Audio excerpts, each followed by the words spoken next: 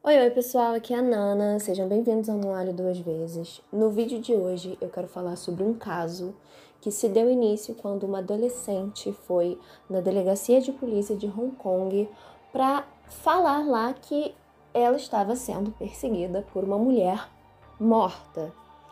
Sim, eu vou explicar esse caso todo para vocês, mas antes eu quero avisar rapidinho que eu não coloquei todos os detalhes sórdidos nesse vídeo, porque pode ser que o YouTube derrube, porque realmente é um caso um pouco mais pesado do que os casos que eu costumo falar aqui. Antes de começar, eu quero pedir para vocês deixarem um like nesse vídeo, se inscreverem no canal e ativarem o sininho da notificação para assim vocês receberem todos os casos que eu for postar aqui. Então é isso, vamos lá. Tudo começa no ano de 1999, quando uma garota de 14 anos ela vai numa delegacia de Hong Kong e alega estar sendo perseguida por uma mulher. Ela vai lá e diz que não estaria mais conseguindo dormir, porque essa mulher estava atormentando ela. E no final das contas, a polícia, ela revela para a polícia que se tratava de uma fantasma e que essa fantasma em vida teria sido amarrada por fios elétricos e torturada até a morte. É óbvio que os policiais acharam que a garota possuía algum tipo de distúrbio psicológico ou que estava sob o uso de entorpecentes. Ou ainda que aquilo tudo poderia ser só uma brincadeira de mau gosto. Mas pouco depois descobre-se que a mulher da qual a garota tanto falava tratava-se de Fan Man Yi. E é a história triste dela que eu vou contar aqui hoje. Ela tinha 23 anos quando foi morta, mas a sua vida sempre tinha sido muito difícil desde o início. Ainda quando ela era criança, ela foi abandonada pela sua família e jogada em um orfanato. E assim, ela se encontrava totalmente sozinha e perdida. E logo ela começou a consumir drogas, ia se prostituir e a praticar pequenos delitos com a finalidade de sustentar o vício. No ano de 1997, ela começa a trabalhar como atendente em uma boate em Hong Kong. E em meio a muitas recaídas, a Fan Man ela conhece um cara chamado Chen Man Lok. E ele era um cafetão e traficante que logo viu na garota a oportunidade de tirar vantagens de sua vulnerabilidade, fazendo assim com que ela prestasse serviços para ele, serviços de prostituição. Até que, num momento de desespero, num momento de recaída, buscando conseguir drogas, a Fan Man ela tem a infeliz ideia de roubar a carteira do Manlock, que continha aproximadamente $4.000, e em seguida ela tentou fugir. No entanto, ela não foi muito longe e logo o homem mandou os seus dois capangas, o Leung Xingxi e o Leung Weilun. Eu acho que eu pronunciei corretamente, não sei. A Fan Man ela é então sequestrada e levada para um cativeiro. A princípio, o traficante ele pretendia prostituir a garota até que ela pagasse pelo dinheiro, roubado, e tudo isso uma forma de vingança, Só que com o tempo, as coisas foram muito mais além disso. E assim se deu início a uma das histórias mais grotescas que eu já vi na minha vida.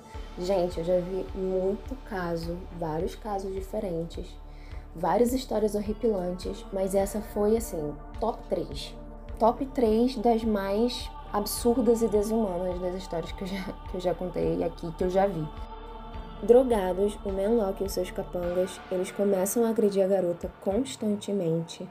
E não demorou muito para que chegassem à conclusão de que ninguém queria uma prostituta com tantos hematomas. E que prostituir a Fan Man contra a própria vontade dela, não era mais uma forma de vingança satisfatória o suficiente. Durante mais de um mês, aqui as coisas ficam bem pesadas. Durante mais de um mês, a garota ela foi amarrada e torturada das mais diversas maneiras possíveis e horrendas possíveis. Espancamento, longas sessões de violência sexual, queimaduras e até a ingestão forçada de excrementos humanos. Sim, foi nesse nível. Foram nessas sessões de horror que a Fan Man e a garota de 14 anos, que foi até a polícia, se conheceram. A vítima e essa tal garota, que a polícia não revelou o nome por ser menor de idade, elas haviam se conhecido enquanto a Fan ela era torturada. E nesse caso, a menor, ela estava junto do traficante. E assim, ela mantinha relações sexuais com o Tian Menlock, ela era a amante ou a namorada dele, eu não sei o que eles se consideravam. E isso em troca de dinheiro e de uma vida, entre aspas, luxuosa. Porque assim, luxuosa pelo ponto de vista de uma garota abandonada das ruas de Hong Kong. A própria menor, ela confessou à polícia que em uma das suas visitas ao apartamento, que servia de cativeiro, ela havia participado de uma das sessões de espancamento a convite do traficante. Convite esse que ela aceitou, e ao ser perguntada do porquê, por que ela participou disso, por que ela foi lá e quis agredir a vítima também. Ela revelou que ela queria saber como era a sensação de ferir alguém e que aquilo tudo parecia muito divertido. A garota, ela foi identificada com o pseudônimo de A. Fong, e ela também revelou que de certa vez ela viu o Menlock chutar a cabeça da Fan mais de 50 vezes. Eles a espancavam o tempo todo, batiam nela quando estavam entediados, batiam em meio a gargalhadas. A adolescente, ela também contou que os homens, eles obrigavam a vítima a rir enquanto ela apanhava. Para nós, era apenas um jogo. Se ela não fingisse estar feliz, eles a espancavam ainda mais. Lhe diziam para sorrir enquanto a queimavam. Era uma atmosfera divertida.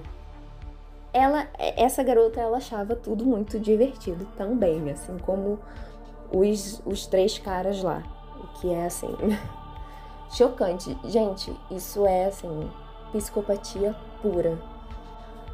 Algumas vezes, os homens, eles enforcavam a Fan com fios elétricos e a suspendiam em um gancho no teto para depois espancá-la com barras de ferro. E depois disso eles deixavam ela pendurada lá a noite toda. A adolescente, ela continua contando que mesmo vendo a vítima completamente machucada e à beira da morte, eles continuavam agredindo ela e torturando porque não tinham nada para fazer. E assim, depois que ela foi exposta às mais terríveis barbaridades por mais de um mês, a Fan ela finalmente faleceu. Finalmente porque assim, né, pelo menos acabou com o sofrimento dela. E acredite, a história fica pior. Como se não bastasse toda a tortura, os assassinos, eles ainda decidem profanar o corpo dela. Profanar como assim? Eles levaram o corpo dela para uma banheira e lá eles desmembraram com uma serra. Aí, para evitar que o corpo liberasse os odores, né, de putrefação, eles decidiram cozinhar alguns pedaços desmembrados. E assim, no fogão que eles preparavam a comida. Os outros restos mortais, como dentes e coisas do tipo, eles foram descartados junto do lixo da casa. E vários órgãos foram guardados em sacos plásticos na geladeira. A cabeça da Fan, no entanto, foi guardada como um troféu. Eles cozinharam o crânio dela e depois costuraram dentro de uma boneca Hello Kitty de pelúcia. A A-Fong, que A-Fong foi um pseudônimo, tá? Eu já disse, mas assim, eles decidiram não, para protegê-la, as autoridades decidiram dar esse nome a ela nas reportagens e tudo mais. Ela contou que o namorado dela, o traficante, ele chamou ela para ver um dos comparsas cozinhar o crânio da vítima e disse para ela aguentar ver aquilo, ela deveria assistir como se fosse uma televisão. Em meio a tudo isso, eles resolveram parar ainda, né, como se não bastasse. Eles pararam para almoçar macarrão. E esse macarrão eles mexeram com a mesma colher que eles usaram para mexer o crânio.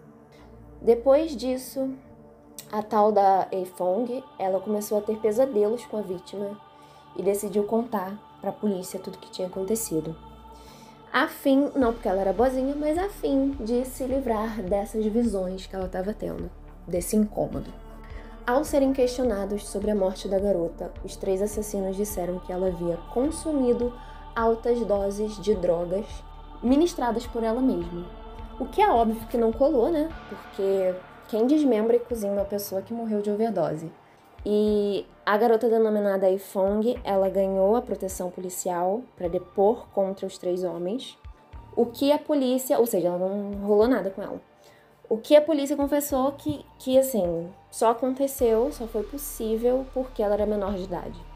Ela descreveu todos os detalhes daqueles dias sórdidos, fazendo com que os 3 homens fossem condenados à prisão perpétua, o que é pouco, né, para quem fez tudo isso, já que lá no Japão tem pena de morte. O juiz Peter Nguyen, que sentenciou os assassinos, ele declarou que em anos de tribunal ele nunca havia presenciado tamanha crueldade, depravação, insensibilidade e barbaridade como ele havia visto naquele caso. As pessoas têm direito à proteção de pessoas como vocês.